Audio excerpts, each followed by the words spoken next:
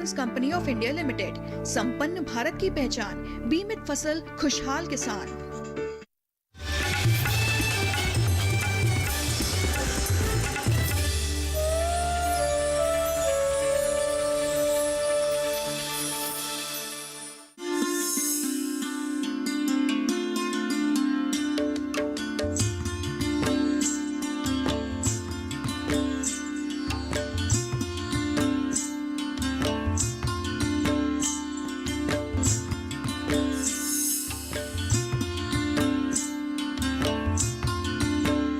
नमस्कार, आप देख रहे हैं दूरदर्शन किसान कार्यक्रम गांव किसान में आप सभी का स्वागत है। मैं हूं ज्योत्सना टंडन।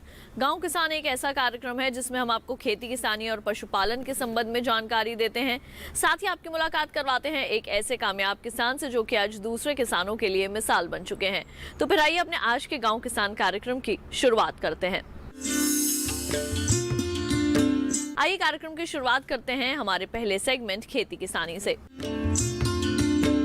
किसान भाइयों बहनों, हमारी वर्तमान सरकार समय समय पर किसानों के लिए कई तरह की लाभकारी योजनाएं लेकर आती रहती है और हाल ही में कुछ कानून भी हमारी सरकार लेकर आई है किसानों के लिए, जिससे कि भविष्य में उनको लाभ प्राप्त हो सके। तो क्या है वे कानून और कैसे उससे लाभ लिया जा सकता है, आइए कार्यक्रम के इस भाग में उसके बारे में विस्तार से जानें।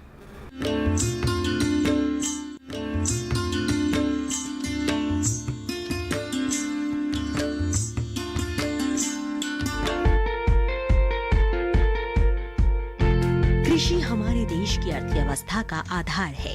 यही वजह है कि सरकार नवीन योजनाएं लाकर खेती का दायरा बढ़ाने में हर संभव प्रयास करती है। इन्हीं प्रयासों में चार चांद लगाते हुए सरकार ने देश में कृषि क्षेत्र के कायाकल्प और किसानों की आय बढ़ाने के लिए 3 नए कृषि कानून की सौगात दी है। ये कानून खेती किसानी में आ रही कमियों को तो दूर करते ही है, साथ ही किसानों को पहले की अपेक्षा ज्यादा सहूलियत और स्वतंत्रता भी देते हैं, जिससे किसान के द्वारा किए गए श्रम का सही दाम मिल सके। ये तीनों कानून है किसान उपज व्यापार और वाणिज्य संवर्धन और सुविधा, किसान सशक्तिकरण और संरक्षण मूल्य आश्वासन और कृषि सेवा पर करार, आवश्यक वस्तु संशोधन कानून। किसान उपज व्यापार और वाणिज्य संवर्धन और सुविधा कानून के तहत बेहतर दाम पर अपने कृषि उत्पाद को अपनी पसंद के स्थान पर बेच सकते हैं। इसमें किसान मंडी या मंडी के बाहर मील, होटल या एक्सपोर्टर को उत्पाद बेच सकते हैं। इस सुविधा से संभावित खरीदारों की संख्या में बढ़ोतरी होगी। इसके साथ ही किसानों के हित में एक और अहम बात ये है कि किसान अपनी फसल का सौदा अपने राज्य ही नहीं बल्कि अन्य राज्यों में भी कर सकेंगे। इसके लिए जरूरी पक्ष है कि किसान जिस व्यापारी को उपज बेच रहे हैं वो लाइसेंसी हो या उसका पैन नंबर होना अनिवार्य हो। लाइसेंसी या पैन नंबर होने से किसानों से होने वाली धोखाधड़ी से बचा जा सकता है। साथ ही किसी विवाद की स्थिति में व्यापारी के दोषी पाए जाने पर उचित कार्रवाई करना भी आसान हो जाएगा। वहीं इलेक्ट्रॉनिक ट्रेडिंग प्लेटफॉर्म के माध्यम से किसान अपने राज्यों में व्यापार के साथ अन्य राज्यों में भी फसल बेच सकते हैं। इस तरह इस कानून से किसानों को देश भर में अपनी उपज बेचने से वन नेशन वन मार्केट की अवधारणा को बढ़ावा मिलेगा। इन कानूनों के तहत किसानों को सुविधा होगी कि वो उपज से खाद्य उत्पाद बनाने वाली कंपनियों, थोक और फुटकर विक्रेताओं और निर्यातकों के साथ उपज की बिक्री के लिए सीधे करार या व्यावसायिक समझौता कर सकेंगे। नए कृषि कानूनों से किसान अपनी उपज पर लगी बिक्री संबंधी पाबंदियों से मुक्त हो जाएंगे। किसानों को अपनी उपज कहीं भी और किसी भी व्यापारी को बेचने की स्वतंत्रता मिलने के बावजूद न्यूनतम समर्थन मूल्य प्रणाली जारी रहेगी। कॉन्ट्रैक्ट खेती में किसान को किसी भी तरह से पैसा नहीं खर्च करना पड़ेगा। इसी तरह की खेती में लगने वाली पूंजी को वहन वही करता है जिसके साथ अनुबंध किया गया हो। इसमें कोई कंपनी या फिर कोई व्यक्ति किसान के साथ अनुबंध करता है, जिसके तहत किसान द्वारा उगाई गई फसल विशेष को कॉन्ट्रैक्टर एक तय दाम में खरीदेगा। इसमें खाद और बीज से लेकर सिंचाई और मजदूरी का सारा खर्च कॉन्ट्रैक्टर देता है। कॉन्ट्रैक्टर ही किसान को खेती के तरीके बताता है।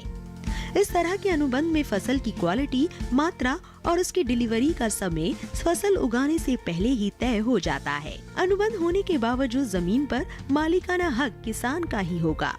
इसके अलावा कृषि उपज के दामों में उतार चढ़ाव से किसानों की रक्षा होगी। अब किसान प्रसंस्करण के लिए काफी मात्रा में कृषि उत्पादों का भंडारण कर सकते हैं, ताकि वे निर्बाध रूप से अपनी उपज का मूल्य संवर्धन कर सके। इससे जल्द खराब हो जाने वाली उपज की बर्बादी रुकेगी और किसानों व देश को बड़े पैमाने पर धन की बचत होगी। ठेके पर खेती कराने में अगर खरीदार और किसान के बीच कोई विवाद पैदा होता है तो इसे विवाद समाधान प्रणाली के जरिए सुलझाया जाएगा। ये प्रणाली जिला कलेक्टर के अंतर्गत कार्य करेगी। कि जब हमारा देश आज़ाद हुआ था उस टाइम में हमारे पास खाद्यान्न भरपूर नहीं थे, कमी थी, तो इसीलिए असेंशियल कमोडिटी एक्ट जो है उस टाइम में लागू किया गया था।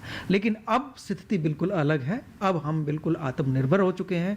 हमारे पास बहुत सारी ऐसी फसलें जो एक तरह से सरप्लस भी हैं खाद्यान्न के मामले में, तो उसमें हमारे पास चिंता की कोई बात नहीं है और हमारी जो मांग है नियमित रूप से हमारी जनसंख्या के लिए पूर्ति हो रही है उसकी, तो खाद्य और पोषण सुरक्षा दोनों ही सुनिश्चित है। तो इसलिए इस समय में बहुत सारे ऐसे सुधार की ज़रूरत है, क्योंकि हम लोग इसको दूसरे ढंग से देखते हैं कि अब किसान को की आमदनी कैसे बढ़े, किसान को जो उसकी मेहनत है उसका अधिक से अधिक मूल्य कैसे मिले। तो ये जितने भी अधिनियम अभी निकल करके सामने आए हैं, तो उन अधिनियम का जो मुख्य उद्देश्य यही है कि किसान की आमदनी में कैसे बढ़ोतरी हो, और किसान अपनी उपज अगर खुद पैदा करता है तो वो खुद ही अपना उसको मूल्य लगा करके बेचे कि भाई मैंने इतनी मेहनत की है, मैं तो इसको इसी दाम पर बेचूंगा। तो ये जो अधिनियम है अपने आप में किसानों को एक स्वतंत्रता देते हैं, जिसके तहत जो है किसान मंडी से बाहर जा कर के जो है अपने उत्पाद को बेच सकता है। अभी तक क्या था कि किसान को अपना उत्पादन किया लेकिन उसको मंडी में ले जाकर जिसके पास लाइसेंस है उसी को बेचना पड़ा, तो ये उसको बेचने के लिए वो बाध्य होता था। और जब वो मंडी में लेके जाता था तो मंडी में भी उसको बहुत सारे टैक्स जो है उसको लग जाते थे, तो वो टैक्स के साथ साथ उसको ट्रांसपोर्टेशन का भी भाड़ा देना पड़ता था। जो टैक्स लग गया वो भी उसके खाते में जाता था, तो उसको जो है मैं ये कहूँगा कि जो उचित मूल्य है वो नहीं मिल पाता था। तो ये जो अधिनियम है, इन तीनों अधिनियम के आने से किसानों को सबसे अधिक फ़ायदा ये होगा कि किसान अपनी मर्जी का मालिक है। किसान जहां उसको उचित मूल्य मिलेगा वो उसको बेच सकता है। तो अभी आपने देखा सेगमेंट खेती किसानी, इसके साथ ही कार्यक्रम गांव किसान में वक्त हो चला एक छोटे से ब्रेक का। जल्द लौटेंगे वापस, कहीं मत जाइए, देखते रहिए दूरदर्शन किसान।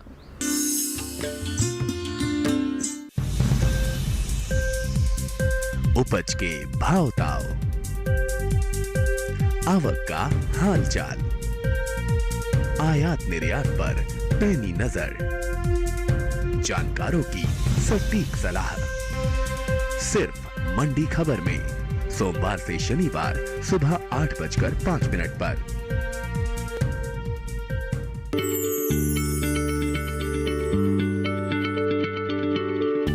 क्या आप किसी बीमारी से परेशान हैं? चाहते हैं डॉक्टर की सलाह? तो हम हैं आपके साथ, बताएंगे आपको जीने की राह। समस्याएं आपकी, समाधान देश के मशहूर विशेषज्ञों के। घर बैठे बात करें देश के जाने माने डॉक्टरों से।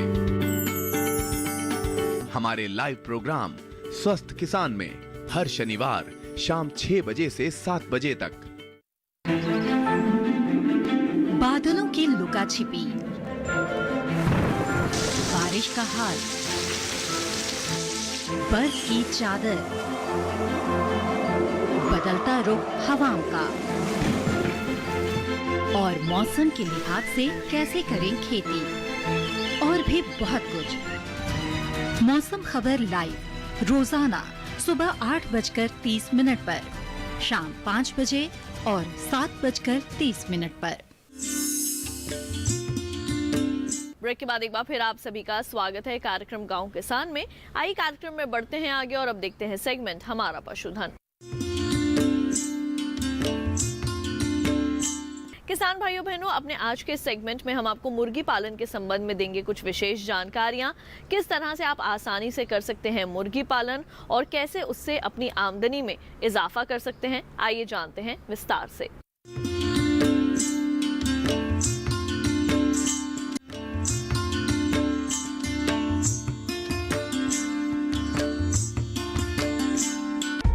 मुर्गी पालन मुनाफा देने वाले व्यवसायों में से एक है। मुर्गी पालन अंडा और मांस उत्पादन के लिए किया जाता है।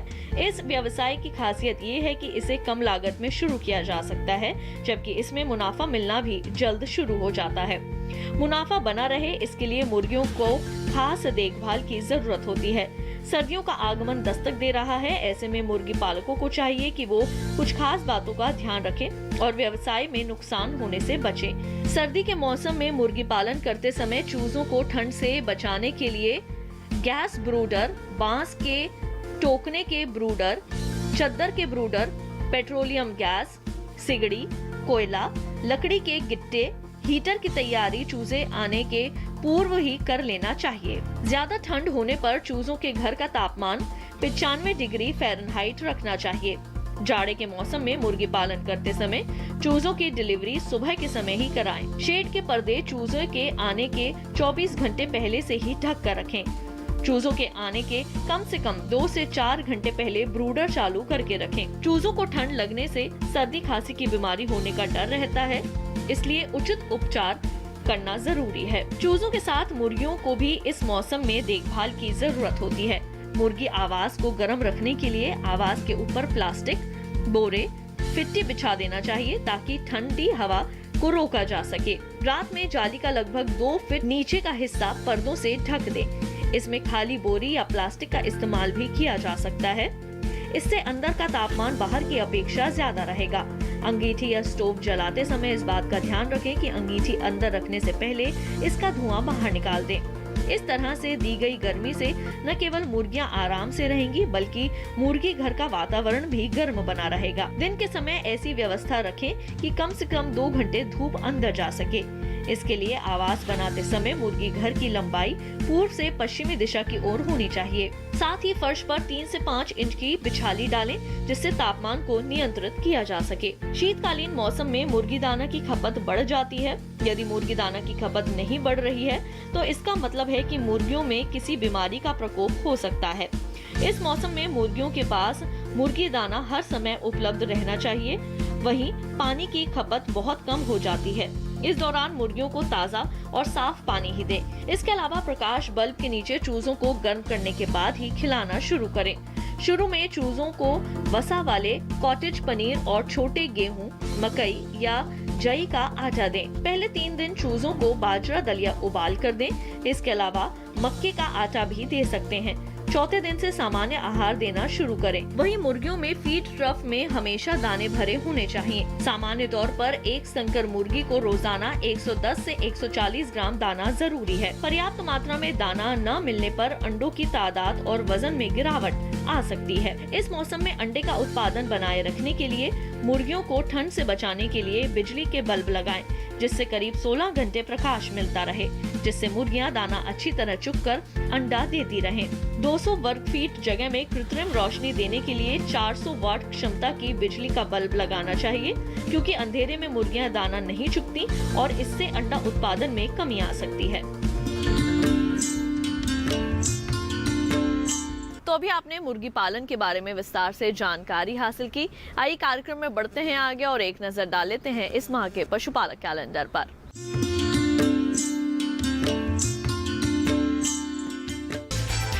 पशुपालक कैलेंडर अक्टूबर माह में ध्यान देने वाली बातें। इस माह में सर्दी का मौसम शुरू हो जाता है, अतः पशुओं को सर्दी से बचाव का उचित प्रबंध करें। मुंहपका, खुरपका रोग, गला घोंटू रोग या फड़किया रोग के टीके यदि अभी भी नहीं लगवाए हों तो कृपया समय रहते टीके लगवा लें। अधिक चारा लेने के लिए बरसीम फसल की उन्नत किस्मों की बिजाई इस माह अवश्य कर लें। भेड़ के शरीर को ऊन कतरने के 21 दिन बाद बाहरी परिजीवी से बचाने के लिए कीटाणुनाशक घोल से भिगोएं। परजीवी और कृमि नाशक दवा देने का उपयुक्त समय है। तो अभी आपने देखा इस माह का पशुपालक कैलेंडर। कार्यक्रम गांव किसान में वक्त हो चला है एक और छोटे से ब्रेक का।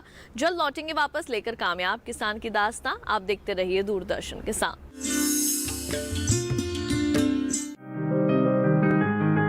बीमारियों से कैसे बचेगी फसल? मवेशियों की मुश्किलों का क्या है हल? कहां से लाएं बीज, कितनी लगेगी खाद, किसानों के हर फोन का विशेषज्ञ देंगे जवाब। देखिए हेलो किसान लाइव सोमवार से शुक्रवार शाम 6 बजे।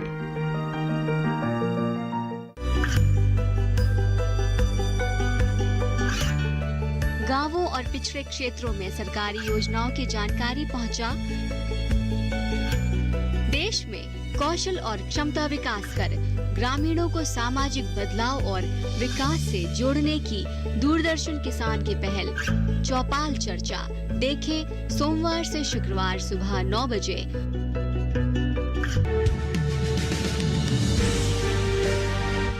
साल से लगातार कृषि दर्शन है आपके साथ। खेती की नई तकनीकों से लेकर किसानों की हर समस्या का हल, जारी है कृषि दर्शन का ये सफर। किसान चैनल के साथ सोमवार से शुक्रवार शाम 5:30 पर।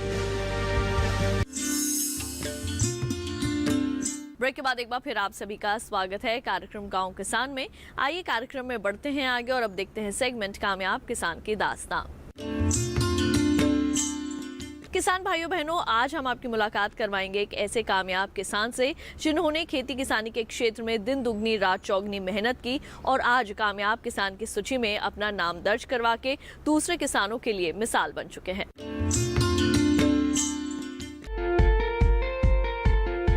जैविक खेती भारत में कृषि का आधार रही है, जिसमें चारों ओर से संतुलन का सुकून मिलता है।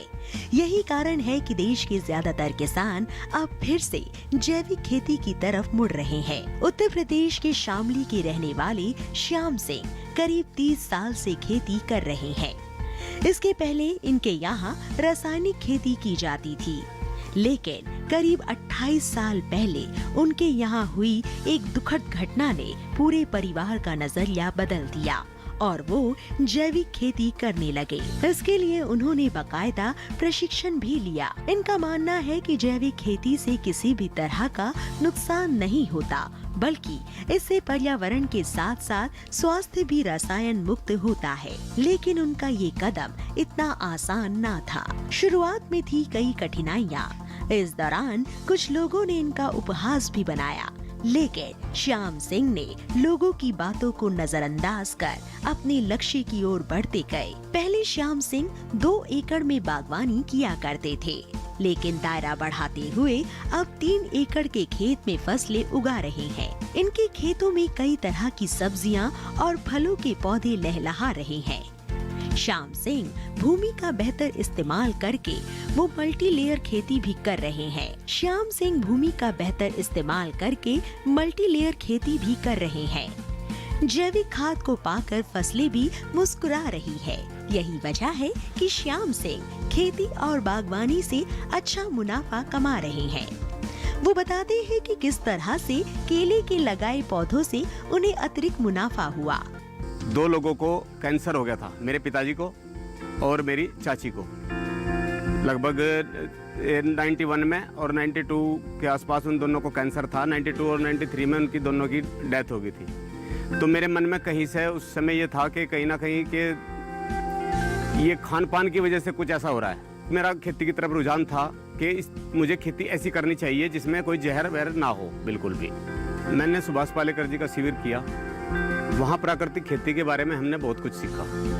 उसके बाद हमने प्राकृतिक खेती करना आरंभ कर दिया। और ये खेती जो होती है ये गौ आधारित होती है बिल्कुल। इसमें किसी भी तरह का पेस्टिसाइड रासायनिक खाद का कोई प्रयोग नहीं है बिल्कुल भी। तो इस खेती से बहुत लाभ हैं। पर्यावरण की सुरक्षा होती है और खेती से इससे बहुत अच्छे अच्छे जो उत्पाद होते हैं वो बिल्कुल जहर मुक्त होते हैं। श्याम सिंह ने अपने खेतों में इस तरह से पौधे लगाए हैं कि इनके मुनाफे का सिलसिला लगातार बना रहता है। खेतों के चारों ओर लगे केले के पौधे तो बीच में लगाए गए पपीतों से पैदावार मिलती ही है। साथ ही इन पौधों के बीच के हिस्से में लगाए गए हैं हल्दी और अदरक की फसलों से जगह का सही उपयोग हो जाता है। इसके अलावा खेत की बाड़ के लिए लगाए गए कटहल और नींबू के पौधों से आय भी मिलती है और खेत की सुरक्षा भी हो जाती है। इनके साथ ही श्याम सिंह पारंपरिक खेती भी कर रहे हैं, जिसमें गेहूं और धान शामिल है, जो जैविक तरीकों से ही उगाई जाती है। जब हमने इस बाग की शुरुआत करी तो हमने शुरू में 2 साल तक इसमें सब्जियां करी और दलहन। हमें सब्जियों से अच्छा खासा मुनाफा हुआ और घर की सब्जियों का काम घर यहाँ से ही चला। बेल वाले होते हैं कृषि, वो हमने किया इसमें, उससे भी अच्छा खासा प्रॉफिट हमें ले रहे हैं। उसके बाद हमें 1.5 साल के बाद, यानी बाग लगाने के 1.5 साल बाद, हमने जब केला हमारा बड़ा हो गया और इसने प्रॉफिट देना शुरू किया तो इसने गन्ने को भी पीछे छोड़ दिया। 2 एकड़ में से लगभग 2 लाख रुपए हमें केले ने दिए, जो बिल्कुल एक्स्ट्रा में हमने लगाया हुआ था, यानी जिसका हमें लग ही नहीं रहा था कि इसका हमें कोई प्रॉफिट भी होगा। इसका डबल फायदा है हमें। इसका जो पत्ता होता है वो मल्चिंग के काम में करते हैं हम इस्तेमाल ज्यादातर, लेकिन इसने फल भी बहुत अच्छा दिया। श्याम सिंह के जीवन में एक और घटना घटी, जिसने उन्हें और उनके बेटे को प्रकृति के और करीब ला खड़ा किया। इसके बाद उनका बेटा भी अब पिता के साथ मिलकर खेती में सहयोग कर रहा है।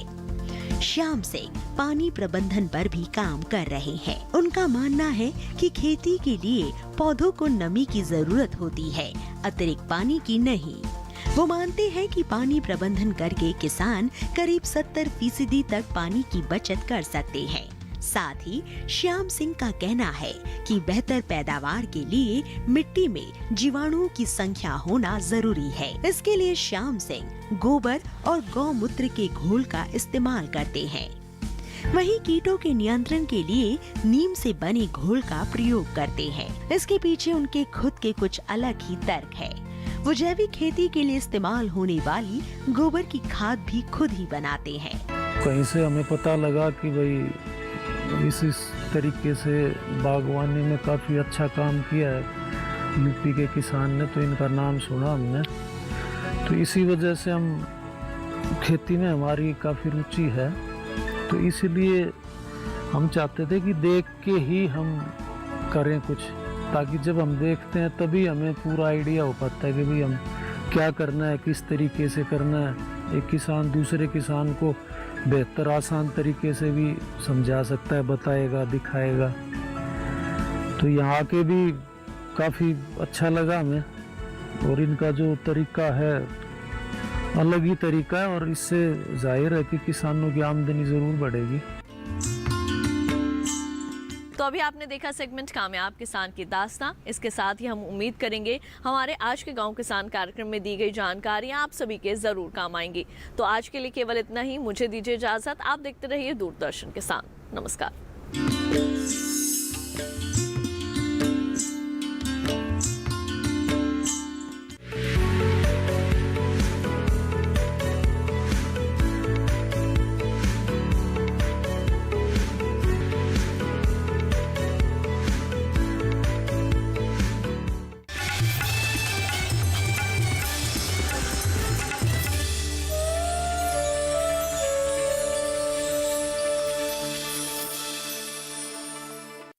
गांव किसान के सह प्रायोजक थे agriculture insurance company of India limited, संपन्न भारत की पहचान, बीमित फसल, खुशहाल किसान।